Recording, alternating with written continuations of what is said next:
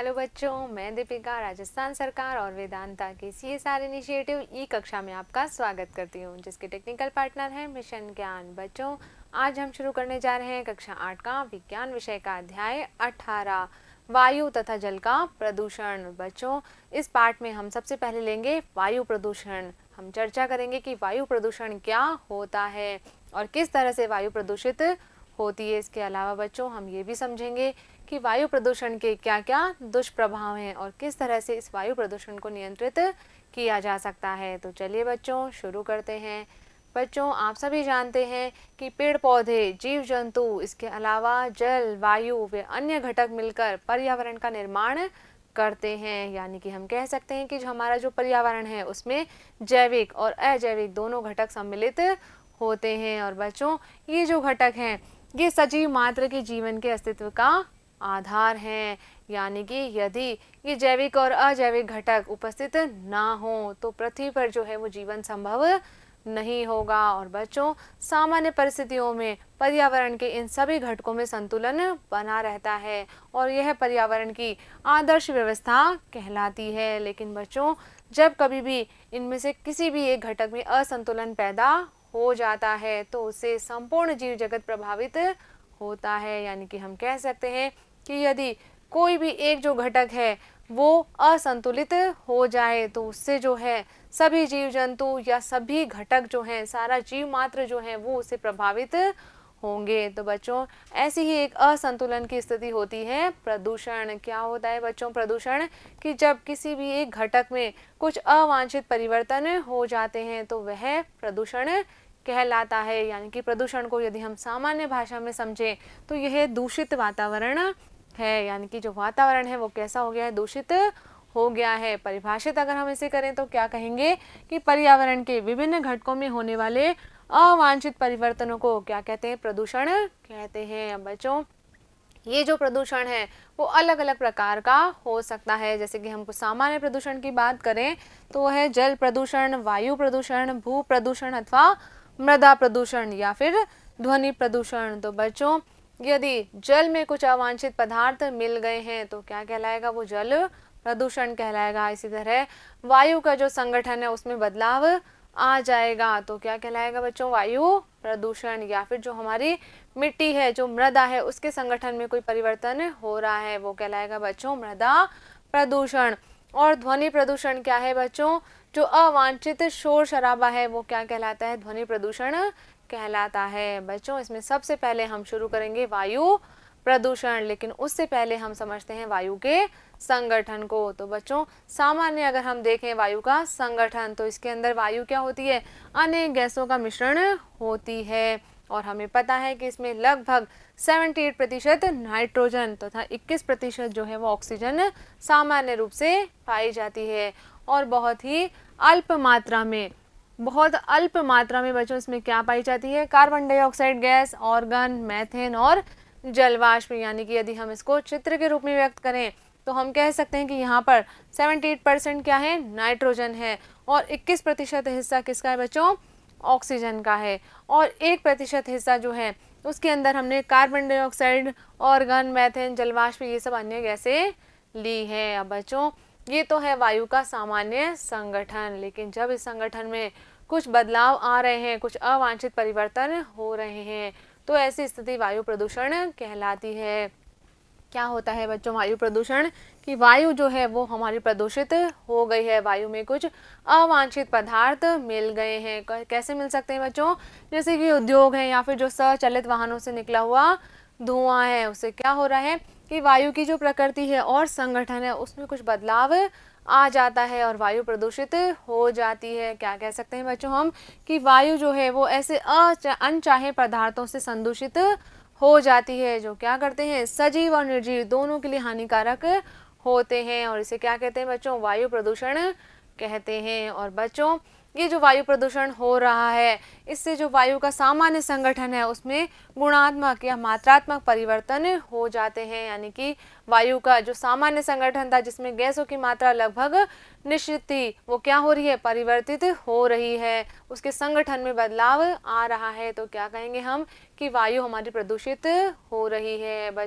चलिए अब बात करते हैं बच्चों की ये जो वायु है ये प्रदूषित क्यों हो रहे हैं, यानी कि वायु प्रदूषण के कारक कौन कौन से हैं। तो बच्चों जो पदार्थ वायु को प्रदूषित कर रहे हैं वे कहलाते हैं वायु प्रदूषक। यानी कि जिन पदार्थों के द्वारा वायु क्या हो रही है, संदूषित हो रही है, उन्हें वायु प्रदूषक कहते हैं। बच्चों बहुत सारे प्राकृतिक कारण हैं और बहुत सारे मानव जनित कारण हैं जिनसे वायु प्रदूषण होता है। प्राकृतिक कारणों की अगर हम बात करें तो ज्वालामुखी का फटना या फिर वनों में लगने वाली आग से उठा धुआं अथवा धूल के कण, ये क्या कर रहे हैं, वायु प्रदूषण करते हैं। जब ज्वालामुखी फटती है तो बहुत सारे उसमें से धुआं, गैस और धूल के कण निकलते हैं जो क्या करेंगे बच्चों, वायु को प्रदूषित करते हैं। और इसी तरह जब वनों में आग लग जाती है तो उस समय भी क्या होता है, बहुत अधिक मात्रा में धुआं उत्पन्न होता है जो वायु प्रदूषण का कारक है। अगर हम बात करें मानव जनित कारणों की तो बच्चों फैक्ट्री, विद्युत संयंत्र, स्वचालित वाहन, निर्वातक, इसके अलावा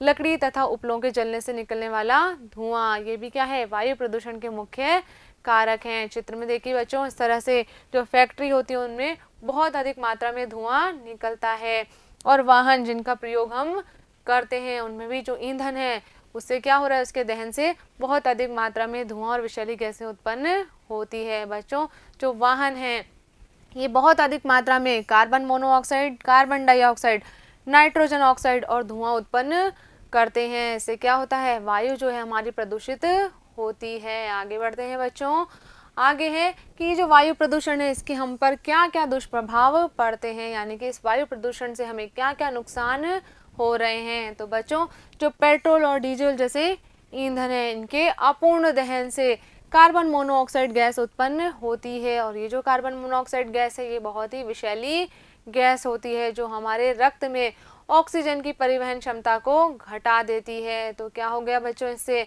कि जो हमारा रक्त है वो ऑक्सीजन की आपूर्ति ठीक ढंग से नहीं कर पाता है और दम घुटने लगता है।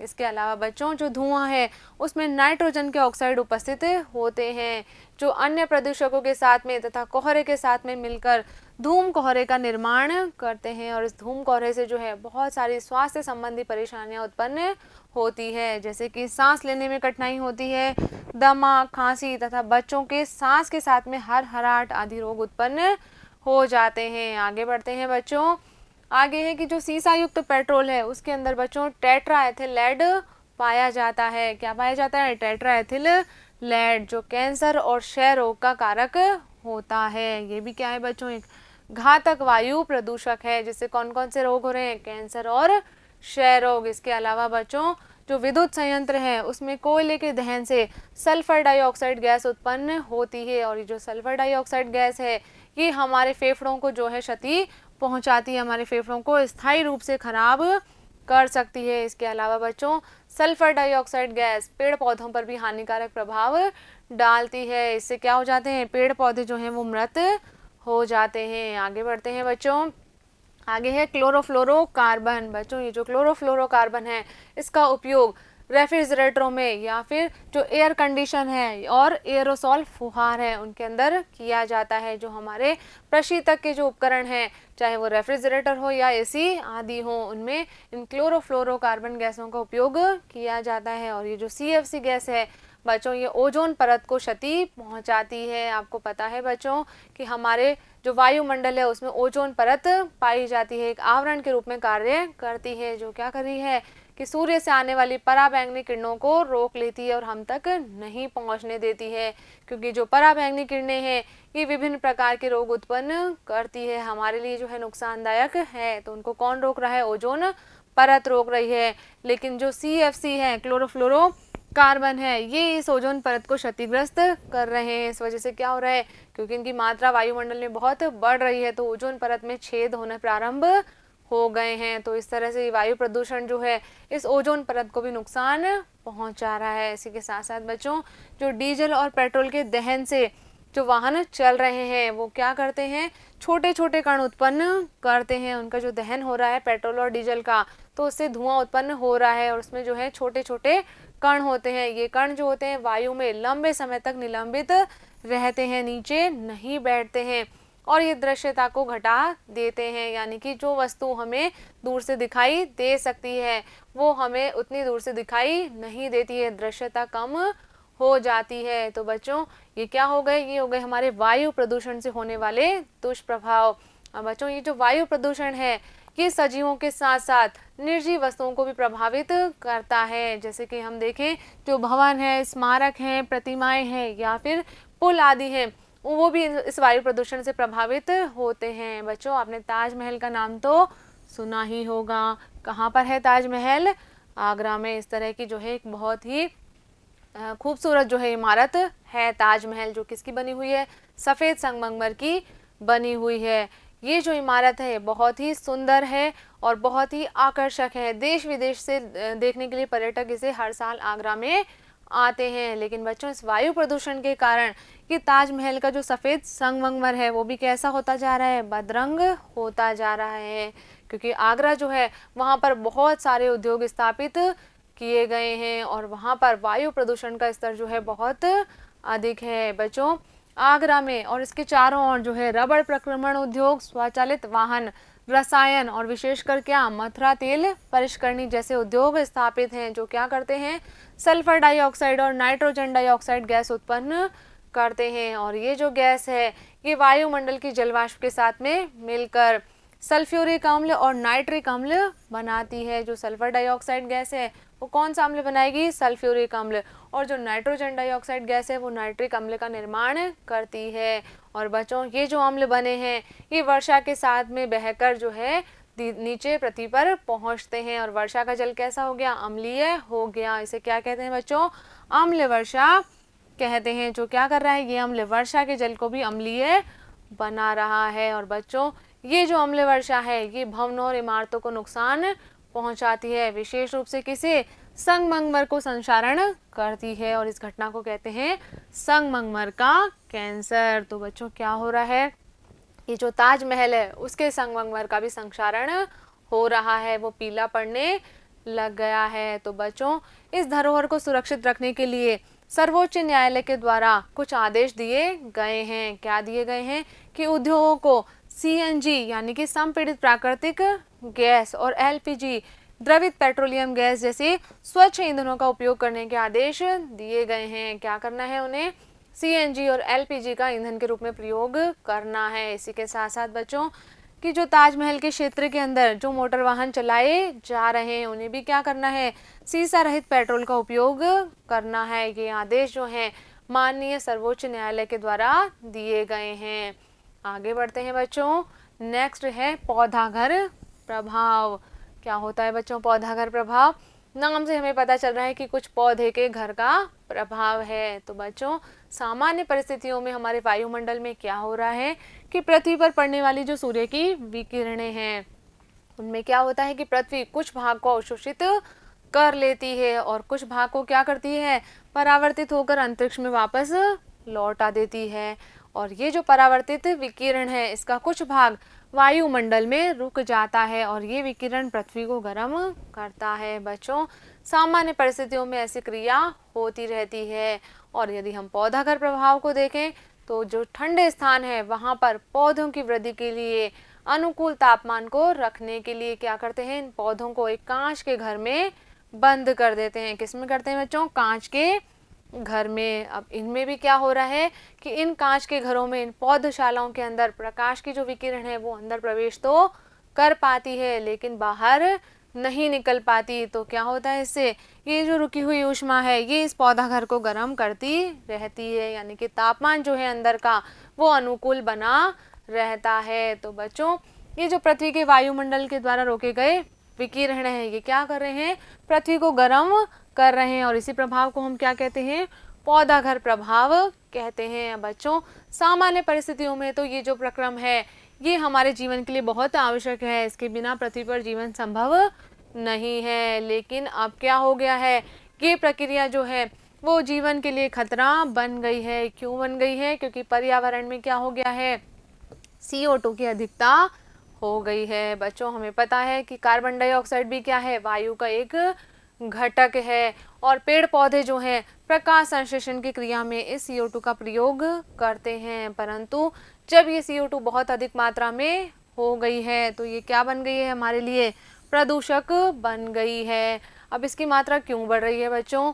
क्योंकि एक और तो हम क्या कर रहे हैं कि जो मानवीय क्रियाकलाप हैं, यानी कि जो कल कारखाने हैं वो अधिक संख्या में बढ़ रहे हैं, वाहनों का प्रयोग अधिक संख्या में बढ़ रहा है, तो CO2 क्या हो रही है, वातावरण में अधिक मोजित हो रही है। और इसी के साथ साथ हम क्या भी कर रहे हैं, वनों का उन्मूलन भी कर रहे हैं, वृक्षों की लगातार कटाई भी कर रहे हैं, जिसके कारण क्या हो रहा है कि CO2 को खपत करने वाले जो पेड़ हैं वो संख्या में कम हो गए हैं। तो वायुमंडल में इस CO2 की मात्रा निरंतर बढ़ती ही जा रही है, और ये CO2 क्या कर रही है, इस ऊष्मा को रोक लेती है। जो विकिरण पृथ्वी से बाहर नहीं जा पा रहे हैं उन्हें किसने रोक लिया है, कार्बन डाइऑक्साइड ने रोक लिया है, और वायुमंडल में उसे, और वायुमंडल नहीं सॉरी अंतरिक्ष में जो है उसे नहीं जाने देगी। और क्या हो जाएगा कि वायुमंडल का जो औसत तापमान है उसमें निरंतर वृद्धि हो रही है, और इसी घटना को क्या कहते हैं बच्चों, हम विश्व उष्णन या ग्लोबल वार्मिंग कहते हैं। तो बच्चों क्या हो रहा है कि कार्बन डाइऑक्साइड जो है वो पृथ्वी के तापमान में निरंतर वृद्धि कर रही है। यही क्या है, विश्व उष्णन या ग्लोबल वार्मिंग है। और कार्बन डाइऑक्साइड के साथ साथ अन्य गैसें जैसे कि मीथेन, नाइट्रस ऑक्साइड और जलवाष्प, ये भी क्या करती है, इस प्रभाव में योगदान देती है। इसलिए इन गैसों को भी क्या कहते हैं, पौधा घर गैसें कहते हैं। बच्चों क्या हो रहा है यहाँ पर कि पृथ्वी पर तापमान जो है वो लगातार बढ़ते जा रहा है। जो विश्व उष्णन है वो एक गंभीर समस्या के रूप में हमारे सामने खड़ा हो गया है। तो क्या कहेंगे हम कि विश्व उष्णन क्या है बच्चों, एक गंभीर संकट है। और इससे क्या हो रहा है कि जो समुद्रों का तल है उसमें आश्चर्यजनक वृद्धि हो रही है। क्यों? क्योंकि तापमान बढ़ गया है, तो ग्लेशियर्स की बर्फ जो है वो पिघल रही है, और इससे क्या हो गया है, बहुत सारे जो तटीय प्रदेश हैं वो जलमग्न हो गए हैं। इसके अलावा बच्चों ये जो विश्व उष्णन है इससे वर्षा का प्रतिरूप, कृषि, वन, पौधे और जंतु ये भी प्रभावित हो रहे हैं। तो बच्चों अब ये जो विश्व उष्णन है ये हमारी व्यक्तिगत समस्या नहीं है, या फिर हम कहें कि ये भारत की समस्या नहीं है, बल्कि क्या है, ये तो संपूर्ण विश्व की समस्या है। तो इस समस्या के समाधान के लिए क्या करना पड़ेगा, सभी देशों को योगदान देना पड़ेगा। इसीलिए बच्चों जो संयुक्त राष्ट्र सम्मेलन था उसके अंदर एक क्योटो प्रोटोकॉल पर जो है अनेक देशों ने मिलकर हस्ताक्षर किए, और उन्होंने जो है क्या अनुबंध किया कि वे सभी देश मिलकर ग्रीन हाउस गैसों के उत्सर्जन में कमी करने का प्रयास करेंगे। इससे क्या होगा बच्चों कि जो विश्व उष्णन की समस्या है वो हल हो पाएगी। अब बच्चों ये तो हो गई कि देशों ने मिलकर इसके लिए प्रयास किया है, तो बच्चों व्यक्तिगत स्तर पर हम क्या प्रयास कर सकते हैं, इसके लिए हमें जो है वाहनों का उपयोग कम करना चाहिए। बच्चों यदि हमें कम दूरी पर जाना है तो हम पैदल वहां पर जाएं, या फिर हम किसका प्रयोग करें, साइकिल का। हमें जो है अनावश्यक वाहनों का प्रयोग नहीं करना है। इसी के साथ साथ समय समय पर दहन इंजन का परीक्षण हमें करवाना चाहिए। और बच्चों वाहनों में जो है हमें सीसा रहित पेट्रोल का प्रयोग करना चाहिए, या फिर जो CNG किट वाले वाहन हैं उनका प्रयोग हमें करना चाहिए। बच्चों एक समय दिल्ली जो था बहुत अधिक प्रदूषित शहर था, तो वहाँ पर सरकार ने क्या किया, इस तरह से जो है इको फ्रेंडली बस वहाँ पर चलाई। कौन सा उसमें ईंधन प्रयोग किया जाता था, CNG ईंधन का वहाँ पर प्रयोग किया गया, जिससे क्या हुआ कि वायु प्रदूषण को नियंत्रण करने में आसानी रही। इसके अलावा बच्चों हमें क्या करना है, वृक्षों की कटाई पर पूर्णतः प्रतिबंध लगाना है, और अधिक से अधिक मात्रा में हमें वृक्षारोपण करना है, क्योंकि वृक्ष क्या करेंगे, CO2 को अवशोषित कर लेंगे। इसी के तहत बच्चों सामुदायिक जन चेतना कार्यक्रम चलाए जाने चाहिए। और बच्चों हमें पता है कि जो जुलाई माह है उसमें क्या मनाया जाता है, वन महोत्सव मनाया जाता है, जो क्या करता है बच्चों, लोगों को वृक्षारोपण के लिए जागरूक करता है। चित्र में देखिए बच्चों ये नन्हे मुन्ने बच्चे क्या कर रहे हैं, पौधे लगा रहे हैं, वृक्षारोपण कर रहे हैं। और ये वृक्ष क्या करेंगे, हमारे जो वायु प्रदूषित हो चुकी है उसके स्तर को कम, वायु प्रदूषण के स्तर को कम करेंगे। इसके अलावा बच्चों और क्या कर सकते हैं हम कि जो कल कारखाने हैं उन्हें हमें शहर से दूर लगाना चाहिए और उनकी जो चिमनियां हैं उन पर गैस अवशोषक लगवाने चाहिए, जिससे क्या होगा कि जो धूल के कण हैं, धुएं के कण हैं, वो इन अवशोषकों के द्वारा अवशोषित हो जाएंगे। आगे बढ़ते हैं।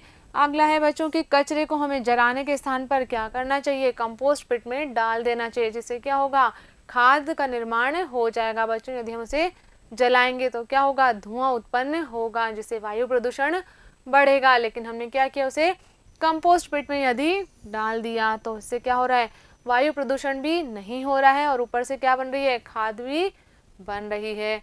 अगला है सौर ऊर्जा तथा पवन ऊर्जा के वैकल्पिक ईंधनों का प्रयोग हमें करना चाहिए। बच्चों हमें क्या करना है, यहाँ पर डीजल और पेट्रोल के स्थान पर हमें वैकल्पिक साधनों का प्रयोग करना है। जैसे कि खाना पकाने के लिए भी हम किसका प्रयोग कर सकते हैं, सौर ऊर्जा का प्रयोग कर सकते हैं। जो सौर कुकर आते हैं उसमें हम खाना बना सकते हैं। तो ऐसे हमें जो है वैकल्पिक ईंधनों का प्रयोग करना चाहिए। तो बच्चों यहाँ पर हमारा ये वायु प्रदूषण वाला भाग कंप्लीट होता है।